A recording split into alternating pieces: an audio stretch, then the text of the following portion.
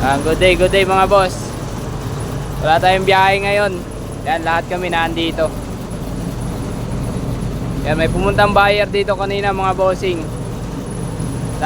Namili ng isang truck. Ewan ko lang kung anong natipuan. Ayan, isa sa mga yan ang mawawala rito mga boss.